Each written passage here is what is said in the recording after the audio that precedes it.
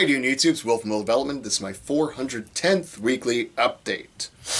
So, last weekend, I was just hanging out and going to the first teams competition that's ever happened here in the state of Florida, a first team strongman competition that's ever happened here in Florida. Originally, I was just going to go and I was supposed to spot for just the deadlift, and then I actually ended up judging for the tire flip event and the log press event and the deadlift event, which was super exciting. And then I actually ended up being the spotter / rope puller for the sled pull event, which was very exciting. That's one of my favorite and best events.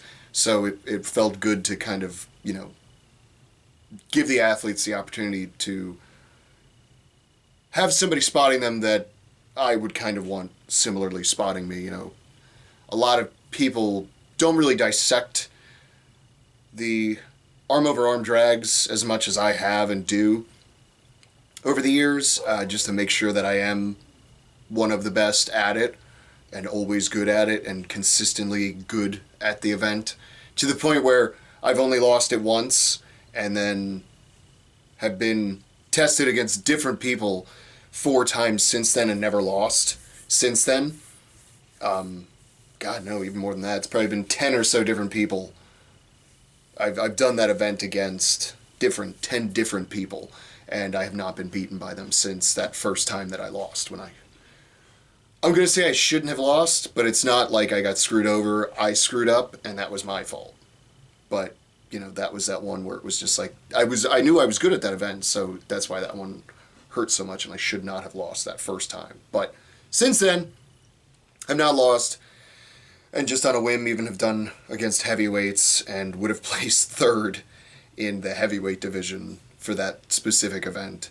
So that felt good to kind of be able to sort of impart the knowledge that I've acquired and even just learned on my own for that event. And it's very humbling when people ask me my opinion on how to do certain events, especially one like that where people do know that I am one of the best in the state. I'd like to say country, but I've never really tested myself against anybody in the country outside of Florida, so I can't make that claim, but I know I'm one of the best in the state at it. So it's humbling still when people ask, because it's like they're showing that sort of respect to me as a competitor. And that feels good, because there's not a lot of events that I get to have that feeling about, where people are asking my opinion on how to do it because I'm good at it. Basically I just have that and like farmer's holds. It's the only time people ever ask my opinion on anything, which I understand. People aren't going to ask somebody that's not good at something, their opinion on how to do it. So it's not insulting when I'm not asked, but it certainly is humbling, and it feels good when people show that sort of respect towards me, because they know I'm good at it. So they want to know, like, hey, how would you do this? And I'm very happy to say the 2 or 3 teams / people that did ask my opinion on how to do it, or took my advice on how to do it, placed very high. One of them, in fact, won the event, and then the other team got 2nd, and then one of the other teams, I believe, was in the top tiers as well, 1st or 2nd. So yeah, that was cool. And then to be able to give the down calls on the team deadlifts, that was a cool experience. I've never been a judge before, so it felt really good to be shown that level of respect too, where it was like, hey, we trust you to do this job. And then it felt even better afterward, when a couple of the teams actually were very, they came up and actually thanked me for my fair judging. I'd say the only event that was actually tough to judge was the log press event, because for some of the teams it was so light that when they first started, they were just going because it was so light for them. And I think I only took 1 rep away from anybody that whole day. As in they locked it out, just dropped it, didn't even bother to wait for my down call. And so, I had to no rep them for sure. But everybody else, usually what happened, like it happened 2 or 3 times, and I was just trying to be equal to everybody. So when I made the decision on the first one, I had to kind of keep that consistency, where they got close to jumping that first one, and I would just yell at them, just wait for my down call, and then, then it just boom, boom, boom, boom, boom. Not pro tips for being a decent judge. Be loud, number one. Decide on what word you want to use, whether it's down or yes or whatever word you're going to use, and just stick with that word. And also use your hand. Stand in front of them and use your hand to tell them down, whether it's just with your hand or your whole arm. On that Rep Fest event, it was just like this because it would have taken me too long to get my hand back up every time. But, on the deadlift, I was standing where they could clearly see me, yelling down once it was down, once the hips were through and all that stuff.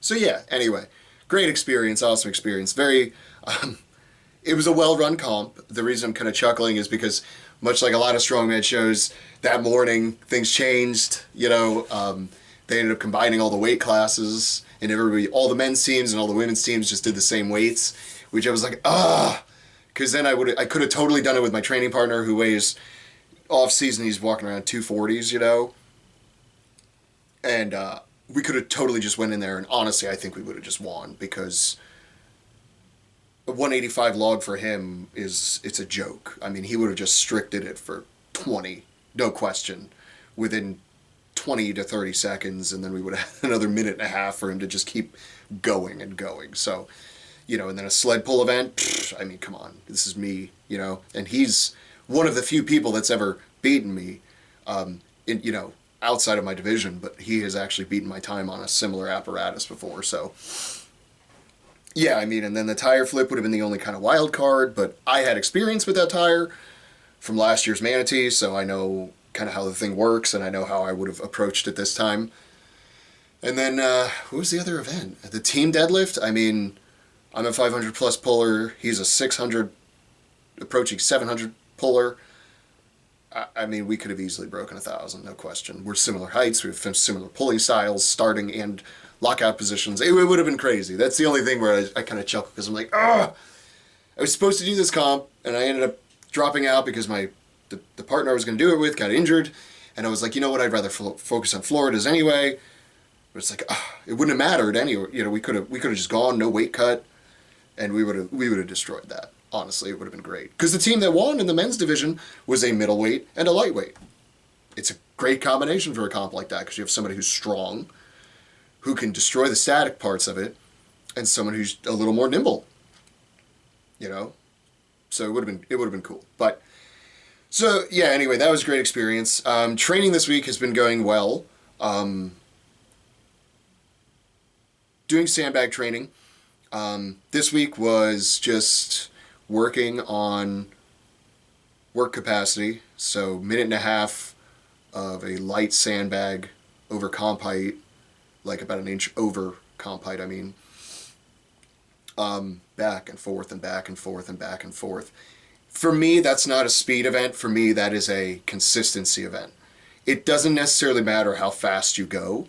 What matters is just continuing your pacing. If it takes you 2 seconds to do each one, it takes you 2 seconds to do each one.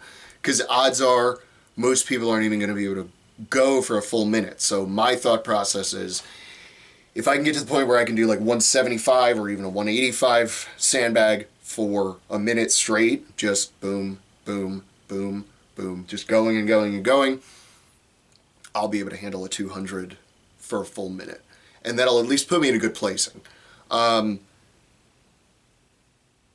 And so I worked on that this week, next week, and then that's what I'm doing, I'm alternating. This week was basically the actual event plus time, and then next week we go back to just extensions with then pick and roll-ups. Probably going to start doing those for doubles, since this week I did singles with those every minute on the minute, and they felt easier this week, so I want to get to the point where I'm doing there. I will not put it back on the ground. I'll just be getting it back down on my lap and then going again, because the extension's the part that I suck at. I can pick anything, but I'm getting enough pick practice doing the ones where I'm going over the bar. So I've got that going for me. Deadlift this week. basically the game plan is work capacity. I want to make sure I can do 13-inch deadlifts for a minute straight, no matter what.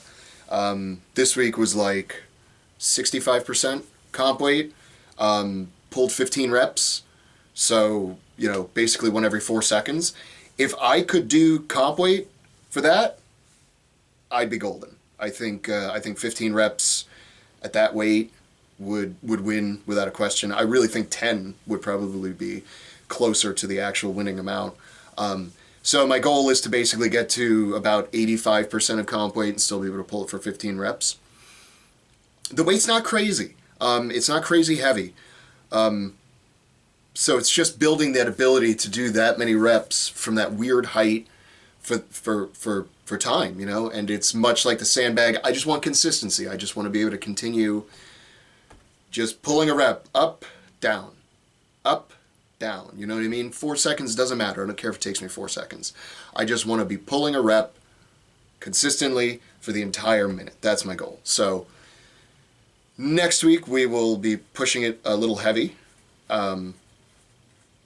just for like basically a few sets of 3 or 2. And then we drop back down and do the same thing again, just building that work capacity. Nothing too crazy heavy to where it's going to impact my nervous system that much.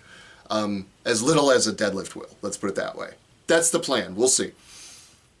I do not want to get burned out on it. And right now I feel okay. So I may actually pull back on the deadlifts a little bit next week and just kind of do like EMOMs with a certain amount of weight for my like sets of 3. And then, or even singles, somewhere in the 80% range. May even do minute and a halves instead of EMOMs.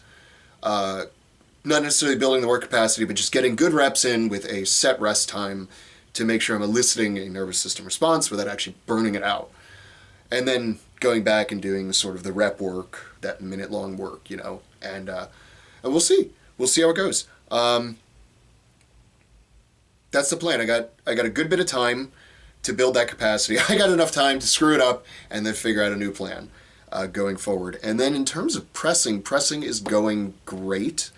I'm always hesitant to talk about pressing going well, but I'm feeling a lot more confident with certain weights. I'm playing with weights in the 80% range of my old 1 rep max, and cleaning and pressing them, and none of it feels crazy to me. Actually it's probably higher than that. I could find out right now, real quick. Let's see, 200 times 0.9. 5. Yeah, I mean, it's like 87% range, for like 2.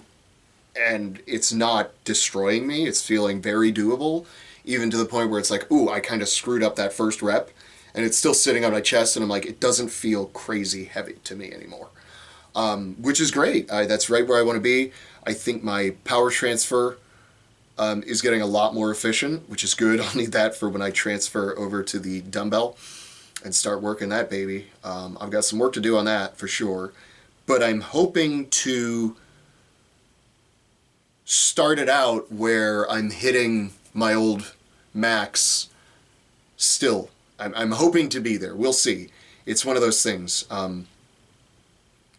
where you just don't know. It's a very technical lift, and I do want to sort of change up my style a little bit. I want to start kind of leaning a little bit more this way instead of being so sort of frontal. I want to be kind of turned to the side and here and then boom, basically. So I'm just doing an extension and then standing up with it. So I'm going to be tweaking technique a little bit while also trying to gain the strength that I need to hit it. Goal going into the comp for the press is to just not zero it. And that'll keep me afloat. If I can manage to not zero that, I know for a fact that I can perform very well in the other events, especially with the amount of training that I'm doing and how it's going so far and how we'll be leading into it. Yeah, and then other than that, the only one that's going to kind of tickle me is going to be the throws. I know I can do the 20. Speed won't matter in this case, which is great. That's good for me. But I know I'll get the 20. I know I'll get the 30. I'll probably get the 40, but that 50 is going to be a question mark. If I can get it, that'll be great. If not, it is what it is. I know where my strengths and weaknesses are. So, because I know the only other lightweight who's signed up right now, he's really good at throwing. So it'll be just something to overcome if it doesn't go well that day. But, we'll see. I'm not going to count myself out. I have gotten better at throwing, for sure. Maybe, you never know. You never know how it's going to work out. I mean, I hit a 35 for 15 feet at Iron Vault, and what? You know what I mean? So you just never know how things are going to work. And I really feel like I could throw 40 for 13 feet. That doesn't sound too crazy to me. 50, though, that's a different animal. So we'll just have to wait and see, play it out. I'll just keep training it as best as I can, and going from there. It's all I can do. Might start doing some more like kettlebell swings with like over 50 pounds just to kind of get used to that feeling of kind of throwing that kind of weight around. We'll see. So we'll just go from there. Like I said, training's going very well right now. I'm hoping to continue that train running. That's about it. So just follow the plan, train smart, pull back before you have to, and then hit it even harder next time. And if you don't, then what's your excuse?